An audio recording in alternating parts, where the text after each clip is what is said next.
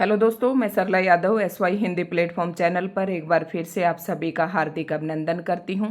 और आज के इस वीडियो लेक्चर में हम पढ़ेंगे अपभ्रंश साहित्य।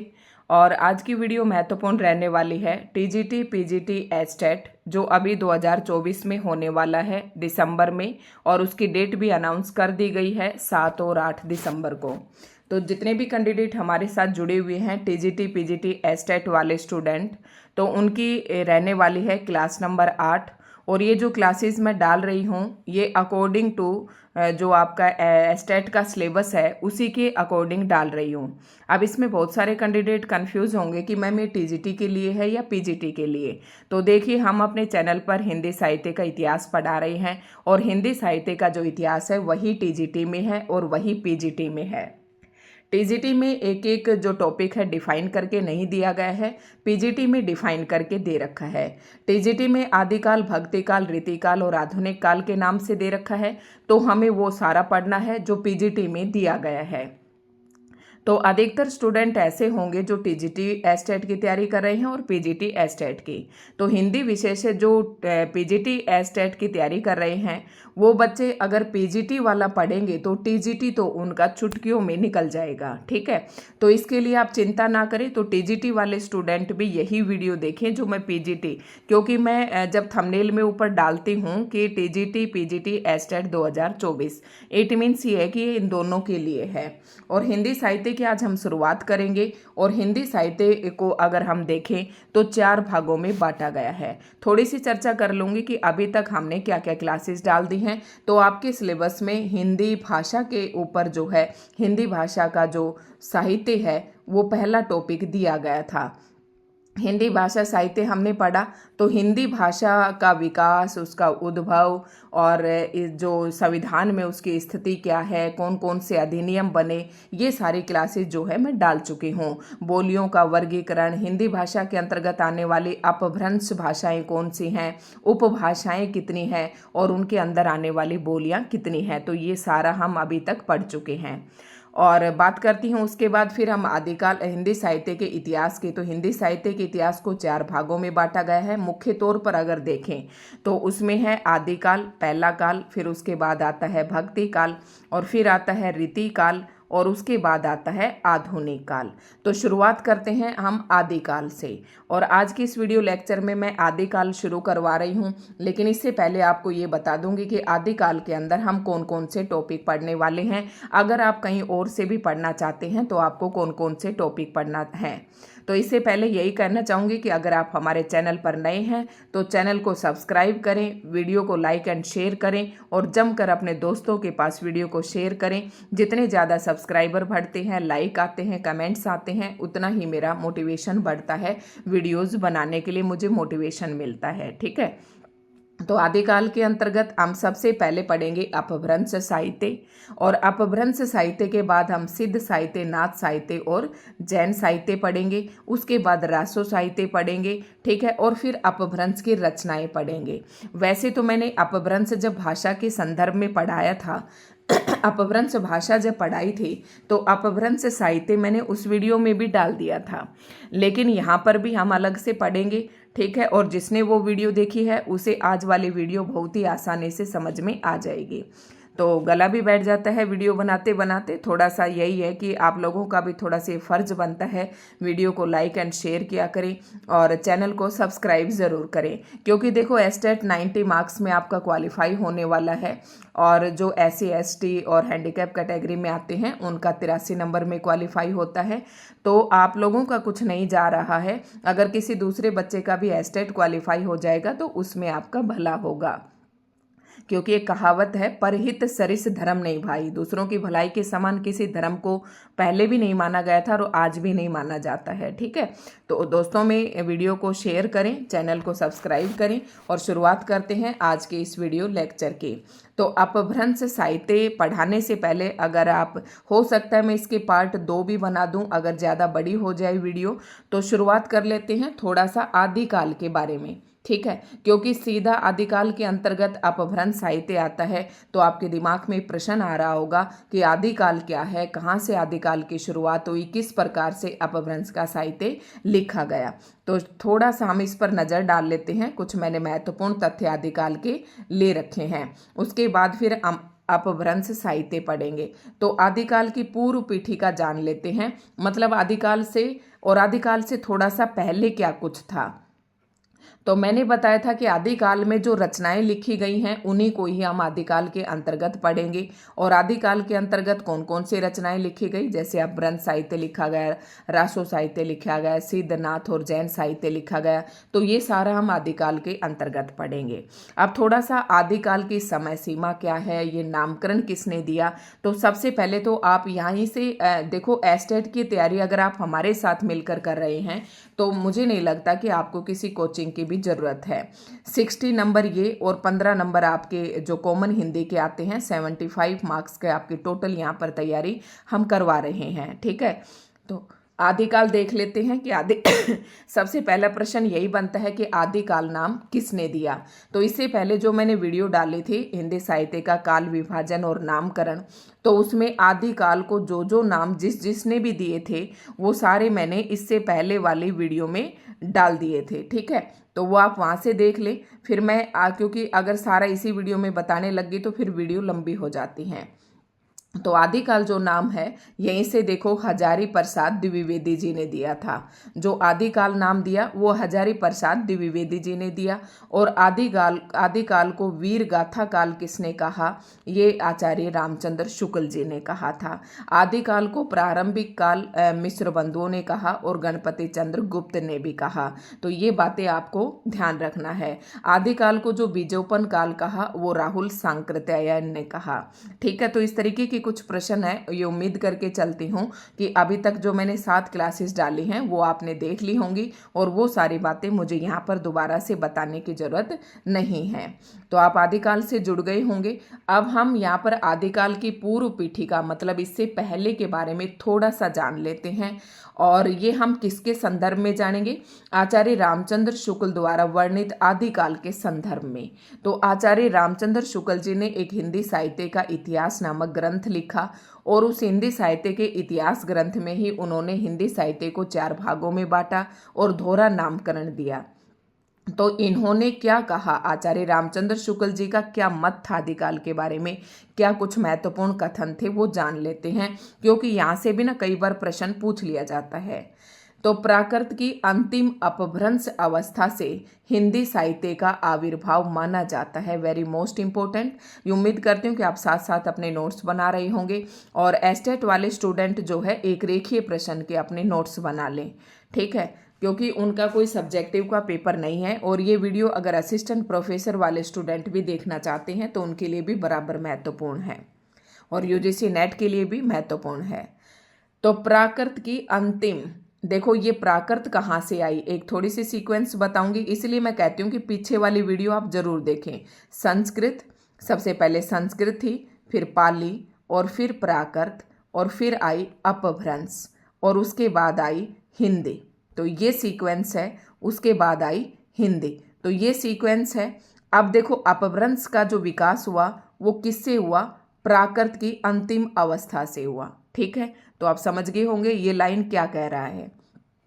तो प्राकृत की अंतिम अपभ्रंश अवस्था से ही हिंदी साहित्य का आविर्भाव माना जाता है, यानी कि यहीं से हिंदी साहित्य का शुरुआत मानी जाती है। हिंदी साहित्य का आदिकाल, अब हम पढ़ रहे हैं आदिकाल, संवत 1050 से लेकर संवत 1375 तक, अर्थात तक इसकी जो है समय सीमा मानी जाती है। ये प्रश्न जो है देखो, सबसे पहले ये कहूँगी कि आप हमारा जो टेलीग्राम चैनल है SY हिंदी प्लेटफॉर्म, इसी नाम से, जिस नाम से मेरा यूट्यूब चैनल है उसी नाम से मेरा टेलीग्राम चैनल भी है, तो आप उसे ज्वाइन कर लें। जो कई बार मेरे पास PDF होती हैं तो मैं वहाँ भी डाल देती हूँ, ठीक है। तो इस SY हिंदी प्लेटफॉर्म नाम से टेलीग्राम चैनल है, और टेलीग्राम चैनल को आप कैसे ज्वाइन करेंगे, आप टेलीग्राम ऐप को पहले डाउनलोड करें। टेलीग्राम ऐप पर जाकर फिर आप जब सर्च करेंगे SY हिंदी प्लेटफॉर्म चैनल, तो ये आपको मिल जाएगा, और वैसे मैंने कई जगह पर लिंक भी दे रखा है, तो आप उसे ज्वाइन कर लें। वहाँ पर आपको जो मैं दिन की 2 वीडियो डालती हूँ वो भी आपको देखने को मिल जाएंगी, और आप और वीडियोज़ में कन्फ्यूज भी नहीं होंगे। ठीक है, तो ये हमारी स्ट्रेटजी है, इस प्रकार से हम लेके चलेंगे ताकि आपकी एस्टेट की संपूर्ण तैयारी हो। तो आदिकाल की समय सीमा संवत के हिसाब से दी गई है, और ये आचार्य रामचंद्र शुक्ल जी के हिंदी साहित्य के इतिहास ग्रंथ को लेकर दिया गया है। वैसे तो अनेक विद्वानों ने आदिकाल को अलग अलग समय सीमा में विभाजित किया है, जैसा कि जब मैंने काल विभाजन और नामकरण पढ़ाया था तो वहाँ पर भी मैंने अलग अलग बताया था। ठीक है, तो ये ध्यान रखना है आपको, ये विक्रम संवत है, ये ध्यान रखना है। और वैसे अगर महाराज से लेकर चले तो महाराजा भोज के समय से लेकर हमीर देव के समय के कुछ पीछे तक का माना जाता है। अब हम वही बातें पढ़ेंगे जो आपके एग्जाम ओरिएंटेड है। ठीक है, राजाश्रित कवि, देखो आदिकाल के अंदर जो कवि थे वो अपने राजाओं के आश्रित थे, वो अपने राजाओं के प्रति उनको प्रसन्न करने के लिए काव्य रचनाएं करते थे।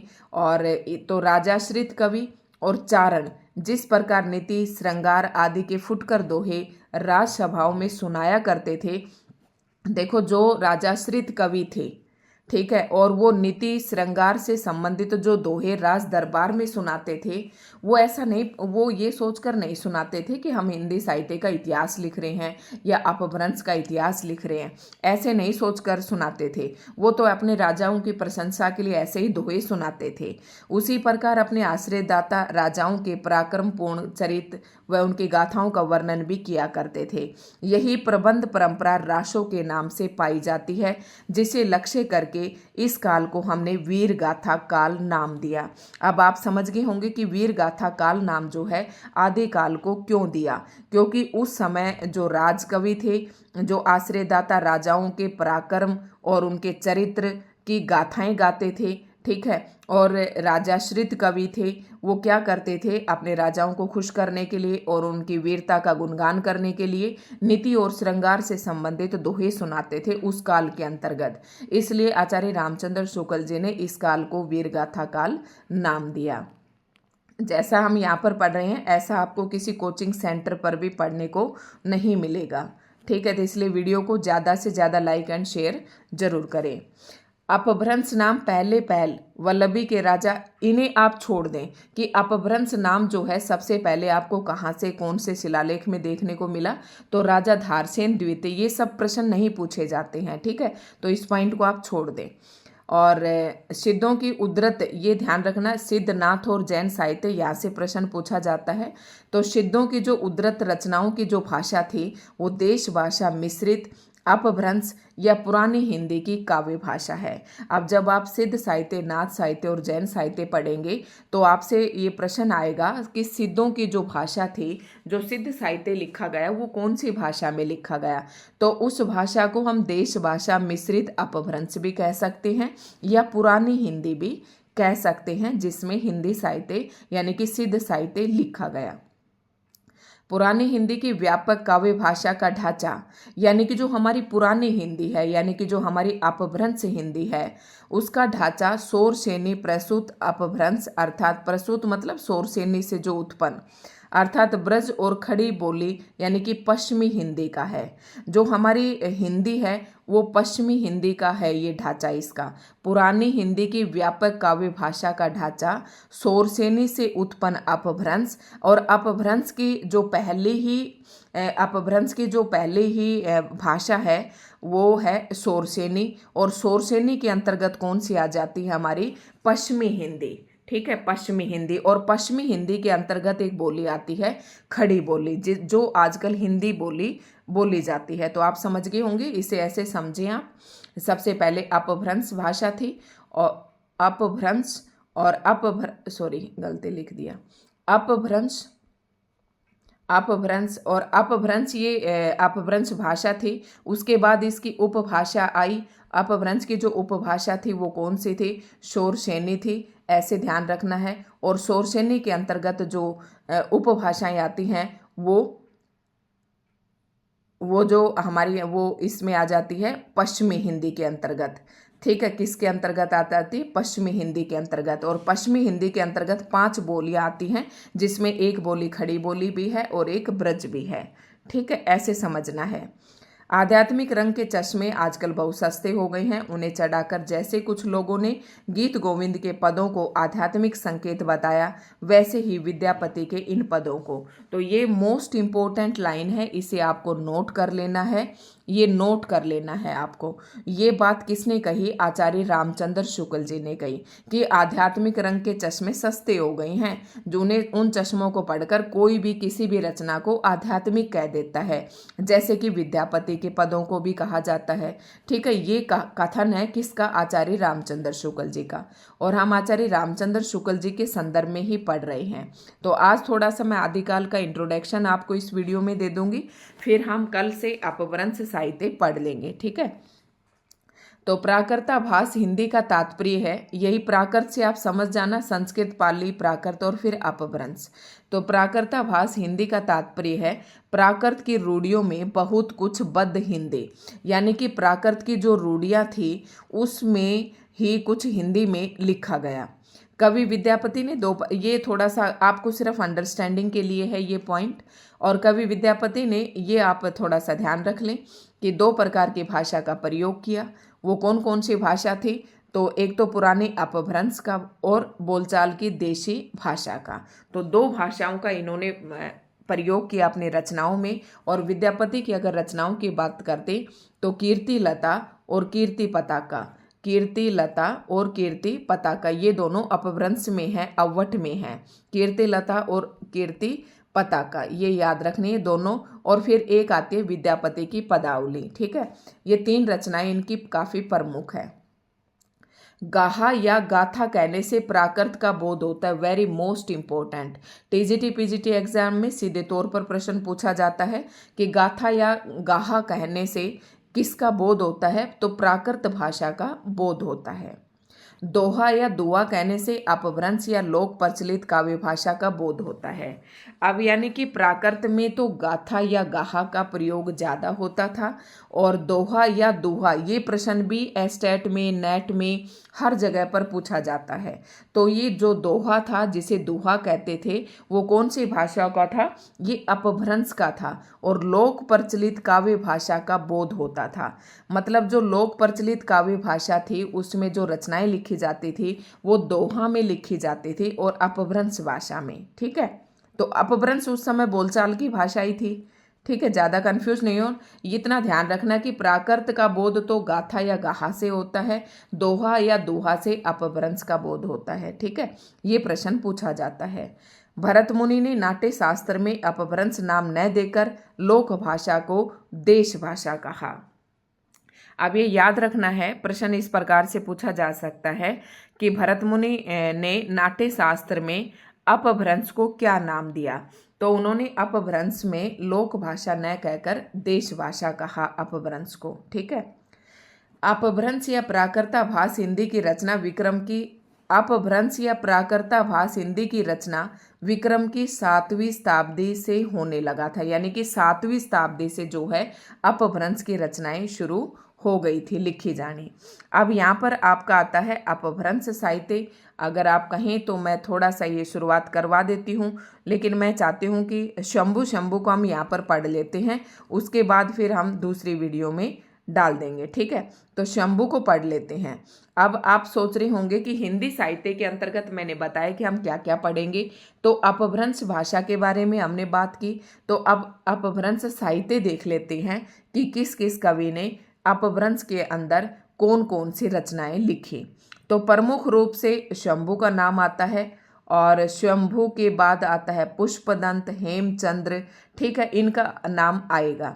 तो इनकी रचनाएं भी हम पढ़ेंगे और उनसे संबंधित जो महत्वपूर्ण तथ्य हैं वो भी आज की इस वीडियो में पढ़ने वाले हैं। ठीक है, और अगर सारा इसमें पढ़ाऊंगी तो वीडियो लगभग 1 घंटे के आसपास हो जाएगी। तो शुरुआत करते हैं अपभ्रंश साहित्य की। डॉक्टर रामकुमार वर्मा ने अपभ्रंश भाषा के प्रथम कवि शंभु को हिंदी का प्रथम कवि माना है। वेरी मोस्ट इम्पोर्टेंट प्रश्न, इसको नोट कर लें कि डॉक्टर रामकुमार वर्मा ने अपभ्रंश भाषा का पहला कवि किसे माना है? तो किसको माना है? शंभू को माना है। शंभू 8वीं शती, शंभू का जो जैसे बताया कि अपभ्रंश की जो शुरुआत थी वो 7वीं शती से शुरुआत हो गई थी। तो जो शंभू हैं इनका समय काल है 8वीं शती, 783 ईस्वी के आसपास विद्यमान थे। और इनके सन आप चाहे आदिकाल के मत करना, शती कर लेना, क्योंकि यहाँ से प्रश्न थोड़े ना विवादास्पद हैं, तो इतना प्रश्न यहाँ से पूछा नहीं जाता है। शंभू को ही जैन परंपरा का भी प्रथम कवि माना जाता है। जब आप जैन साहित्य पढ़ेंगे, सिद्ध साहित्य, बौद्ध साहित्य, नाथ साहित्य, जैन साहित्य पढ़ेंगे, तो जैन साहित्य भी वही साहित्य है जो अपभ्रंश साहित्य है। क्योंकि अपभ्रंश, ठीक है, ये पॉइंट भी आपको ध्यान रखना, इसमें कंफ्यूज नहीं होना है। शंभू को ही जैन परंपरा का भी प्रथम कवि माना जाता है और अपभ्रंश का भी प्रथम कवि माना जाता है।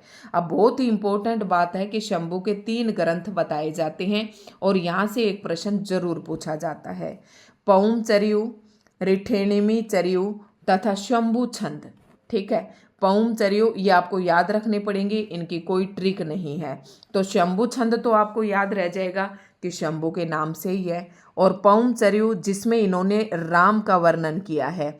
अब आइए, प्रश्न कई बार एस्टेट में पूछा जाता है कि शंभू का ऐसा कौन सा ग्रंथ है जिसमें राम से संबंधित वर्णन मिलता है या राम काव्य देखने को मिलता है, तो वो पौम चरियु है। और आप लोग ना किसी और जो ऑप्शन होगा पेपर में उसे ही टिक कर देंगे, क्योंकि आप ये सोचेंगे कि अपभ्रंश के अंदर राम कहाँ से आ गए, लेकिन पौम चरियु जो रचना है शंभू की, उसमें राम काव्य का जिक्र इन्होंने राम का किया है। रिठेणमी चरियु और शंभू छंद ये 3 ही ग्रंथ हैं इनके। और वेरी मोस्ट इंपॉर्टेंट, सभी महत्वपूर्ण प्रश्नों का संकलन आपको यहाँ मिलेगा, यत्र तत्र आपको कहीं पर भी भटकने की जरूरत नहीं है। तो शंभू को अपभ्रंश भाषा का वाल्मीकि तथा व्यास कहा जाता है। अब प्रश्न आपसे इस प्रकार पूछा जाएगा कि अपभ्रंश का वाल्मीकि या व्यास किस कवि को कहा जाता है। प्रश्न ऐसे पूछा जा सकता है कि अपभ्रंश का वाल्मीकि किसे कहा जाता है, तो आंसर होगा शंभू। और प्रश्न इस प्रकार से पूछा जाए कि अपभ्रंश का व्यास किसे कहा जाता है, तो उसका आंसर भी क्या होगा? शंभू होगा। ठीक है, और बुक से मैं इसलिए पढ़ा रही हूँ क्योंकि अगर ब्लैक बोर्ड पर लिख कर पढ़ाते हैं तो बहुत कुछ छूट जाता है। तो शंभू ने अपनी भाषा को क्या कहा? देशी भाषा कहा। शंभू ने क्या कहा? देशी भाषा कहा। ये भी याद रखना है आपको। शंभू के पौम चरु को उसके पुत्र त्रिभुवन ने पूरा किया। ये प्रश्न भी पूछा जाता है, क्योंकि शंभू से संबंधित आपको 3 या 4 पॉइंट दे देंगे और उनमें से पूछ लेंगे कि कौन सा सत्य है या कौन सा असत्य है। इसलिए आपको शंभू के बारे में सारी बातें पता होना चाहिए। तो शंभू के पौम चरियों को, जो इनका ग्रंथ था पौम चरियु, इस ग्रंथ को किसने पूरा किया? तो उनके पुत्र त्रिभुवन ने पूरा किया था। अब आपसे ये पूछ ले कि शंभू का ऐसा कौन सा ग्रंथ था जो अधूरा रह गया था, तो ये भी यही आएगा। पौम चरियों में रामचरित्र का विस्तार से वर्णन है। देखो ये बात यहाँ भी आ गई है, तो ध्यान रखना है कि ऐसी कौन सी रचना है शंभू द्वारा रचित जिसमें रामचरित्र का विस्तार से वर्णन है, तो वो है पौम चरियु। नोट्स बनाने में आपको आसानी रहेगी, इस प्रकार का कंटेंट मैं यहाँ पर लेकर आई हूँ। तो शिव सिंह सेंगर ने अपने ग्रंथ शिव सिंह सरोज में किसी पुरानी अनुश्रुति के आधार पर 7वीं शताब्दी के पुष्प या पुंड कवि को हिंदी का प्रथम कवि माना है। दूसरा महत्वपूर्ण प्रश्न कि हिंदी का शिव सिंह सेंगर ने अपने ग्रंथ शिव सिंह सरोज में किस कवि को प्रथम, आपको नाम देंगे बाकायदा। ठीक है, तो शंभू को तो सर्वसम्मति से माना जाता है, और शिव सिंह सेंगर ने किसको माना है? तो ये पुष्य कहे या पुंड कवि कहे एक ही बात है, और 7वीं शताब्दी के थे ये कवि और इनको हिंदी का प्रथम कवि माना है। अब ये क्या है शिव सिंह सेंगर और शिव सिंह सरोज? जब मैंने हिंदी साहित्य इतिहास की लेखन परंपरा बताई थी तो उसमें पहला जो ग्रंथ था वो गारसा दत्तासी का था और दूसरा ग्रंथ था वो शिव सिंह सेंगर का शिव सिंह सरोज था, मैंने बताया था। ठीक है, तो आपको ध्यान रखना है। ये कब प्रकाशित हुआ था? 1883 में प्रकाशित हुआ था। तो इसी में किसी सुनी सुनाई अनुश्रुति के आधार पर इन्होंने पहला कवि पुंड कवि या पुष्य कवि को माना है। आचार्य हजारी प्रसाद द्विवेदी, ये महत्वपूर्ण कथन है, ये आपको सारे नोट करने हैं। आचार्य हजारी प्रसाद द्विवेदी के अनुसार ये पुष्य संभवतः अपभ्रंश का प्रसिद्ध कवि पुष्यदंत है, जिसका आविर्भाव 9वीं सदी में हुआ। ठीक है, तो पुष्यदंत को ही आचार्य प्रसाद द्विवेदी जी का ये मानना है कि शिव सिंह सेंगर ने जिसको पुष्य या पुंड कवि कहा, ये वही कवि है जो अपभ्रंश के अंदर पुष्पदंत के नाम से आया या पुष्यदंत के रूप में उसका आविर्भाव हुआ 9वीं सदी में। तो आचार्य प्रसाद द्विवेदी उसे यही कवि मानते हैं। ठीक है, वैसे अगर हम देखें तो ये प्रश्न पूछा गया था इस बार यूजीसी नेट में कि सर्वमान्य धारणा है कि पुष्यदंत का आविर्भाव 972 ईस्वी में यानी कि 10वीं शताब्दी में, ये पूछा था यूजीसी नेट में कि पुष्यदंत का समय सीमा काल क्या है, तो वो 10वीं शती के कवि थे। पुष्यदंत की कुछ प्रमुख रचनाएं हैं 63 महापुरुष गुणालंकार और नय कुमार चरियो। अणय है ये रिठेणमी नहीं है, रिठेणमी शंभु का था। नय कुमार चरियो और जस सहर, ये 3 रचनाएं हैं, तीनों आपको याद करनी है। ठीक है, और वीडियो जब आधे घंटे की हो जाएगी तो बस मैं इसमें इतना ही पढ़ाऊंगी। पुष्पदंत के 63 महापुरुष गुणालंकार को ही महापुराण नाम से जाना जाता है। देखो, पुष्पदंत की एक रचना पूछी जाती है, आपके पेपर में ऐसे दिया जाएगा कि महापुराण किसकी रचना है, तो ये पुष्यदंत की ही रचना है। किसकी रचना है? पुष्यदंत की रचना है। ठीक है, और पुष्यदंत की कौन सी रचना को महापुराण नाम दिया गया, चाहे आपसे पेपर में ये पूछ ले 63 महापुरुष गुणालंकार, तो इसी ग्रंथ का नाम है दूसरा महापुराण, और आपके पेपर में महापुराण पूछा जाता है। तो ये किसकी रचना है? पुष्यदंत की। महापुराण में अब इसी रचना की बात कर रहे हैं। इस महापुराण में 63 महापुरुषों का जीवन चरित्र वर्णित है। ठीक है, ये याद रखना है। पुष्यदंत ने हम दूसरा कवि पढ़ने लगे हैं, जो अपभ्रंश का पहला कवि था शंभु। तो शंभु की मैंने सारी रचनाएं भी बता दी आपको, और उनसे संबंधित जो महत्वपूर्ण पॉइंट थे वो भी बता दिए। दूसरा कवि आता है पुष्यदंत। अब शंभु को क्या क्या कहा गया? अपभ्रंश का वाल्मीकि कहा गया, व्यास कहा गया, पहला कवि रामकुमार वर्मा ने माना है। अब हम दूसरी बात पढ़ रहे हैं पुष्यदंत, तो पुष्यदंत को पहला कवि शिव सिंह सेंगर ने माना है। ठीक है, और इनका एक प्रमुख रचना है महापुराण, और इसके अंदर 63 महापुरुषों के जीवन चरित्र का वर्णन है। और पुष्पदंत ने जो अपने चरित काव्य थे वो चौपाई छंद में लिखे थे। ठीक है, इस तरीके से ध्यान रखना है, चौपाई छंद का प्रयोग किया। पुष्यदंत ने साहित्य की रचना विशुद्ध धार्मिक भाव से किया है, तो ये प्रश्न तो कहीं नहीं पूछा जाएगा। अपभ्रंश और अवठ में चौपाई यानी कि चौपाई 15 मात्राओं का छंद था। देखो, एक चौपाई नाम का एक छंद चलता था अपभ्रंश के अंतर्गत, तो उसे चौपाई कहते थे यानी कि चौपाई, और उसमें जैसे कि अक्षर हम चौपाई में 16 मात्रा लेते हैं, लेकिन जो अपभ्रंश में चौपाई थी उसमें 15 मात्राओं का ये एक छंद था। ऐसे प्रश्न में आपसे पूछा जा सकता है। तो पुष्यदंत को और क्या कहा जाता है? हिंदी का भवभूति कहा जाता है। जिस प्रकार से शंभु को अपभ्रंश का वाल्मीकि कहा जाता है, उसी प्रकार पुष्यदंत को हिंदी का भवभूति कहा जाता है। शिव सिंह सेंगर ने पुष्य कवि को भाखा की जड़ कहा है। अगर ये प्रश्न पूछे तो भाई थोड़ा नोट कर लेना, कोई वो नहीं है। ठीक है, पुष्यदंत ने शंभु को अभिमान मेरु, काव्य रत्नाकर, कवि कुल तिलक आदि उपाधियों से विभूषित किया। अब देखो, पुष्यदंत ने ही शंभु के बारे में कुछ कहा और शंभु को कुछ उपाधियां दी। तो आपसे पूछ ले कि अभिमान मेरु किस कवि को कहा जाता है, तो शंभु को कहा जाता है। किसने कहा? पुष्यदंत ने कहा। काव्य रत्नाकर किस कवि को कहा जाता है, तो ये भी शंभु को कहा जाता है। कवि कुल तिलक किसको कहा जाता है, तो शंभु को कहा। और ये तीनों ही नाम किसने दिए शंभु को? ये पुष्यदंत ने दिए। ठीक है, हरिसेन ने अपनी धमा, ये इसे आप छोड़ सकते हैं। वही पढ़ाते जाऊंगी जो अब तक पेपर में पूछे जाते हैं और जो महत्वपूर्ण है। शंभु ने चतुर्मुख को पदड़िया बंद का प्रवर्तक या सर्वश्रेष्ठ कवि माना है।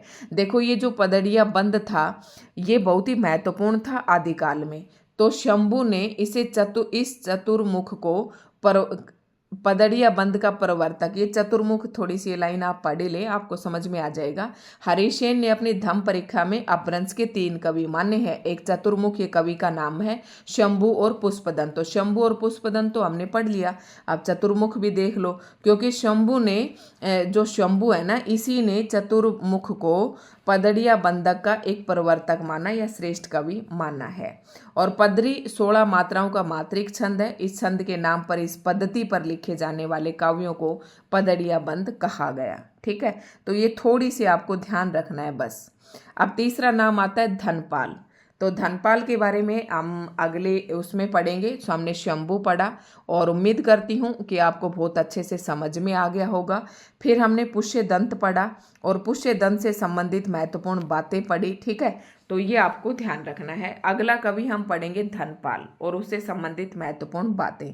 तो ये होगा पार्ट 1 के नाम से आपको वीडियो मिल जाएगी और क्लास नंबर 8 रहेगी। तो दोस्तों, आज की वीडियो आपको कैसे लगी कमेंट करके ज़रूर बताएं और इस वीडियो को इतना शेयर करें कि जो बच्चे जुड़ना चाहते हैं हमारे साथ, एस्टेट की तैयारी करना चाहते हैं, वो शुरू से ही जुड़ जाए, अदरवाइज फिर उन्हें कुछ समझ में नहीं आएगा। ठीक है, धन्यवाद।